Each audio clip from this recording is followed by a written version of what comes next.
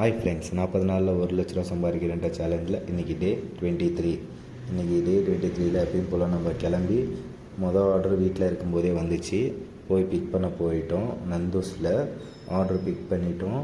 அதுக்கப்புறமா பார்த்தா apartment order. அது போயிட்டு அப்பார்ட்மெண்ட் எந்த பக்கம் டோருன்னு தேடி அப்பார்ட்மெண்ட்டில் கொடுத்துட்டோம். இந்த அப்பார்ட்மெண்ட் நான் காலேஜ்லேயே ஐடி கார்டு போட மாட்டேன், ஜோபில் வச்சுருப்பேன். ஆனால் இந்த அப்பார்ட்மெண்ட்டில் நான் ஐடி கார்டு போட வச்சிட்டாங்க. இந்த பாருங்கள், இதுதான் அந்த அப்பார்ட்மெண்ட்டு. இதில் 7வது ஃப்ளோரில் போய் கொடுத்துட்டு வந்தோம். கொடுத்துட்டு அவங்க கஸ்டமருக்கு எதுவுமே பேசவே இல்லை. அவங்க மட்டும் கம்முன்னு இருந்தாங்க. ஓடிபி கேட்டால் கூட ஒரு ரெஸ்பான்ஸ் கிடையாது. அதுக்கப்புறமா யாரோ ஒருத்தவங்க வந்தாங்க. அவங்க அதுக்கப்புறமா ஓடிபி சொன்னாங்க. சரின்ட்டு அதுக்கப்புறம் பார்த்தா பக்கத்துலேயே ஒரு 700 மீட்டர்லேயே அடுத்த பிக்கப் கிடச்சிது நம்மளுக்கு. சரின்ட்டு கிளம்பிட்டோம். அது பார்த்தா மிலிட்ரி ஹோட்டலு. எவ்வளோ நேரம் லேட் பண்ணுவான்னு தெரிலன்ட்டு வந்து பார்த்தோம். இந்த பாருங்கள், இதான் அந்த ஹோட்டலு. ஸோ நிறுத்திட்டு அப்புறம் போயிட்டு வந்தோம். சீக்கிரமாக கொடுத்துட்டோம். ஓரளவுக்கு பரவாயில்ல. எப்போயும் அந்த ஹோட்டலில் மினிமம் ஒரு 20 மினிட்ஸாவது வெயிட் பண்ண வைப்போம். ஆனால் எனக்கு என்னன்னு தெரில, சீக்கிரமாகவே கொடுத்துட்டோம். சரின்ட்டு அப்புறம் நம்ம வண்டியை ஸ்டார்ட் பண்ணிவிட்டு வண்டியை மூவ் பண்ணிவிட்டு போகலான்னு திருப்பணும். போயிட்டுருக்கேன். என்னடானா இன்னைக்கு காலையில் ஏதோ அவ்வளோவா டிராஃபிக் இல்லை. எல்லாம் ஓரளவுக்கு ஃப்ரீயாக தான் இருந்துச்சு. ஸோ அதனால் கொஞ்சம் ஸ்பீடாக தான் போனேன். பட் என்ன நினைக்கிறது, நம்ம ரோடு காலியாக இருந்தால் நம்மளுக்கு தெரியாதா, நம்ம கை சும்மா இருக்காது, சர்ன்னு திருப்பிடுவோம். அதுக்கப்புறமா வந்தோம். இதில் வந்துட்டு செகண்ட் ஃப்ளோரில் எடுத்து வந்து கொடுக்கணும்னு சொன்னாங்க. லிஃப்ட் இருந்துச்சு, ஆனால் பட்டு செகண்ட் ஃப்ளோர் தான் நடந்துடலாமே அப்படின்ட்டு நடந்து மேலே போய் கொடுத்துட்டோம். அதுக்கப்புறமா போட்டால் தோசை கடையில் ஒரு ஆர்டர் விளைஞ்சி, அப்புறம் அந்த ஆர்டரையும் வந்து பிக்கப் பண்ணோம். பிக்கப் பண்ணிவிட்டு ட்ராப் பாயிண்ட்டுக்கு போகலான்ட்டு வண்டியை திருப்பிக்கிட்டோம். வண்டியை திருப்பினோடனே பார்த்தா எல்லோரும் பார்க்குறாங்க. என்னடா நம்மளே பார்க்குறாங்க. கையில் மொபைல் வச்சுருக்கிறதுனால பார்க்குறாங்களா என்னன்னு தெரியல.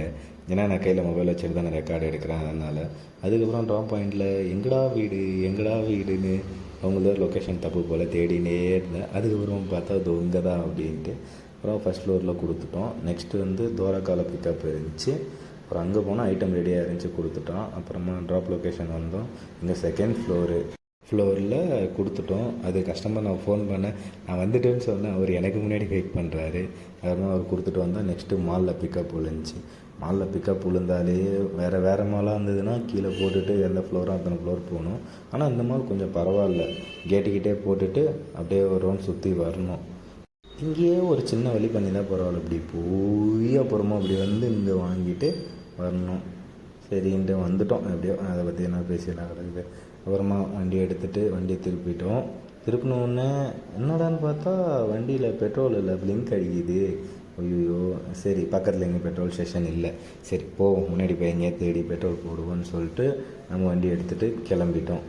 முன்னாடி பிக்கப் பாயிண்ட் பார்த்தா எப்படி இருந்தாலும் அப்பார்ட்மெண்ட்டு தானே. ஸோ டெலிவரி பண்ணிவிட்டு அப்புறமா போய் பார்த்தா ஸ்டார்டிங்கே செக்யூரிட்டி. இவனுங்கள்ட்ட என்ட்ரி பண்ணிவிட்டு உள்ளே வந்தா அத்தா என்னடா இந்த படத்தில் சொல்லுவாங்க டைலாகு, நிம்பல்கிட்டே மட்டும் பணம் எப்படி வருதுன்ட்டு. அதே தான் அங்கே பாருங்களேன். ஆல்ரெடி இதில் 4 பில்டிங் இருக்குது. அது இல்லாமல் இன்னும் 2 பில்டிங் கட்டிகிட்டு இருக்காங்க. எங்கேருந்துடா இவனுங்களுக்கு பணம் வருது? எப்படி இருந்தாலும் பார்த்தாலும் ஒரு பில்டிங்கு 1 கோடிக்கிட்ட வரும். ஒரு ஃப்ளாட்டு. இது எப்படி தான் இவங்களுக்கு கட்டுறாங்க, அதை வாங்குகிறாங்க? அப்படி பெங்களூரில் என்ன ஜனங்களுடைய எண்ணிக்கை அவ்வளோ அதிகமாகிடுச்சா அப்படின்ட்டு தான். சரி நம்மளுக்கு இதுதான் ட்ராப்பு அப்படின்னு பார்த்தா இந்த பில்டிங் கூட இல்லைங்க, இதோடைய அடுத்த பில்டிங்கா. ஷோ தலைவலிடா. இங்கே போகிறதே 1 கிலோமீட்டர் நாங்கள் உள்ளே போகிறோம். போயிட்டு ரிட்டர்ன் வரும்போது 1 கிலோமீட்டர். அது என்ன கணக்கு தான் எங்களுக்கு வருதோ தெரியல. சும்மா நாங்கள் போக வேண்டியதாக இருக்குது. எப்படா வரும் அப்படின்ட்டு காத்திருந்து அப்படின்ற கதை தான் ஆயிடுச்சு. அப்புறமா அந்த பில்டிங் அப்படியே வந்துருச்சுடா அப்படின்ட்டு அப்புறமா லிஃப்ட்டில் போயிட்டோம். 11வது ஃப்ளோர். லிஃப்ட்டில் என்ன பிரச்சனைனா, எப்படா நம்மளுக்கு லிஃப்ட் வரும்னு நம்ம நினைப்போம்.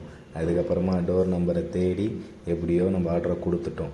சரின்ட்டு நெக்ஸ்ட் ஆர்டர் போகலான்னு பார்த்தா அடுத்த ஆர்டரும் அப்பார்ட்மெண்ட்டு தான். ஐயோ, அந்த ஆர்டர் ஏன் கேட்குறீங்க? ரொம்ப கிட்ட 30 நிமிஷம் வெயிட் பண்ணி வாங்கணும். இது அப்பார்ட்மெண்ட்டு. இது பாருங்கள், இங்கே ஸ்டார்ட் ஆகி இந்த அப்பார்ட்மெண்ட்டு ஸ்ட்ரைட்டாக அங்கே லெஃப்ட்லேயே போட்டுட்டு அங்கே என்ட்ரி பண்ணி உள்ளே போயிடலாம். ஆனால் இவனுங்க விடுவானுங்களா?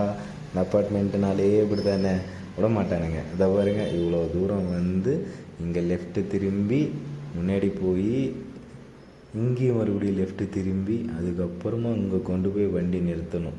அதுதான் இவங்களோட ரூல்ஸாம். அது எப்படின்னா நைட்டு 10 மணிக்குள்ளே வரைக்கும் இங்கே 10 மணிக்கு மேலேனா முன்னாடியே நிறுத்திக்கலாம். என்னடா இது உங்கள் கான்செப்ட் அப்படின்ற மாதிரி ஆயிடுச்சு. அப்புறமா கொடுத்துட்டு நம்ம என்ட்ரி பண்ணிவிட்டு உள்ளே போனோம். உள்ளே போனால் மட்டும் என்ன சும்மாவா, இங்கே ஒரு 1/2 கிலோமீட்டர் நடந்து போகணும், அங்கேயாவது வண்டி, இங்கே நடந்து போகணும். போயிட்டு 4வது விங்கில் போயிட்டு இதெல்லாம் 10வது ஃப்ளோரு ட்ராப் பண்ணிட்டோம். அடுத்த ஆர்ட்ரு செம்ம கடுப்புங்க. டைமிங் பாருங்களேன், 9:59 வந்து ஆர்ட்ரு. மிக்க 3/4 மணி நேரம் லேட் பண்ணி வெறுப்பேற்றுறாங்க பாருங்கள். 10:45 கொடுத்துருக்காங்க. இன்னும் ஒரு 5 நிமிஷம் போயிருந்தால் கிட்டத்தட்ட 1 மணி நேரம், ஒரு ஆர்டருக்கு 1 மணி நேரம் போயிடுச்சுன்னா எங்கள் டேவே எங்களுக்கு போச்சு அன்றைக்கி. சும்மா நாங்கள் இவ்வளோ கஷ்டப்பட்டு தான் நாங்கள் பண்ணுறது சொல்லுங்கள். இங்கே ஹோட்டலுக்காரங்களே எங்களுடைய டைமிங் தின்னுட்டா நாங்கள் என்ன எப்படி தான் பண்ணுறது? சொன்னால் இவங்களுக்கும் புரியாது.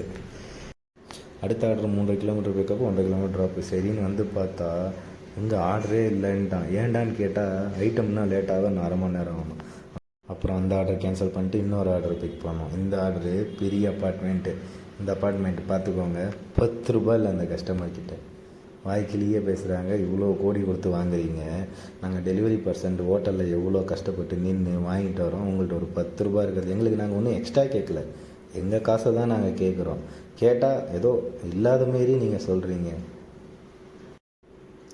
என்னடா நல்லா போதேன்னு நினச்சேன். இன்றைக்கி மொபைல் வைக்கிற ஸ்டாண்டு படுக்குன்னு உடஞ்சிருச்சு. நல்ல வேலை டக்குன்னு மொபைலை பிடிச்சிட்டு அதில் இருந்தது. இல்லைன்னா இன்றைக்கி மொபைலுக்கும் ஒரு ஆப் வச்சுருக்கோம். ஐயோ கடவுளேன்ட்டு சரி ஓகே நான் அடுத்த ஆர்டர் வந்துச்சுன்னு ஆர்டரை பிக்கப் பண்ணி போகலான்னு போனால் அங்கே ஒரு ஆப்பு. என்னடான்னு பார்த்தா ஸ்டோர் க்ளோஸு. அங்கே ஒரு 20 நிமிஷம் வெயிட் பண்ணி என்னடா நம்மளுக்கு வந்த சோதனை அப்படின்ற மாரி ஆயிடுச்சு. அதுக்கப்புறமா நெக்ஸ்ட் ஆர்டர் வந்துச்சு. அந்த ஆர்டரை பிக்கப் பண்ணிக்கிட்டு லாஸ்ட் ஆர்டர் போய் கொடுத்துட்டு நம்ம வீட்டுக்கு கிளம்பலாம். இதுக்கப்புறம் அங்கே வெயிட் பண்ணால் நம்மளுக்கு கஷ்டமாயிடும்ட்டு நம்ம அப்புறமா வீட்டுக்கு கிளம்பிட்டோம். இதுதாங்க இன்றைக்கி டே 23யோட ஃபுல்லாக எப்படியா போச்சு. நல்லபடியாக டார்கெட்டை நம்மளும் கம்ப்ளீட் பண்ணிட்டோம். என்ன பண்ணுறது, ஒரு கஷ்டம் இருந்தால் ஒரு லாபம் இருக்கிற மாதிரி. சிக்னல் இப்போ ரெட்டில் இருந்ததுன்னா நெக்ஸ்ட்டு க்ரீன் வரும், நம்ம வெயிட் பண்ண மாட்டோமா? அதுமாரி தான் லைஃப்பில் சில கஷ்டங்கள் இருந்தால் நம்மளுக்கு போக போக அதுக்கப்புறமா சுகமாக மாறுன்ற ஒரு நம்பிக்கையில் லைஃப் நம்ம ஓட்டிகிட்டு போகிறோம். எல்லாமே நல்லதாக நடக்குங்க. நீங்களும் அதேமாரி நினச்சி நல்லதே நடக்கும்னு சொல்லிட்டு இது பண்ணிக்கோங்க. சேனலை எல்லோரும் லைக் பண்ணுங்கள், சப்போர்ட் பண்ணுங்கள், ஷேர் பண்ணுங்கள். முக்கியமான விஷயம் சப்ஸ்கிரைப் பண்ணிக்கோங்க. எல்லோரும் சேஃபாக ட்ரைவ் பண்ணிக்கோங்க. ஏன்னா பெங்களூர் டிராஃபிக் சும்மா கிடையாது. தேங்க்யூ.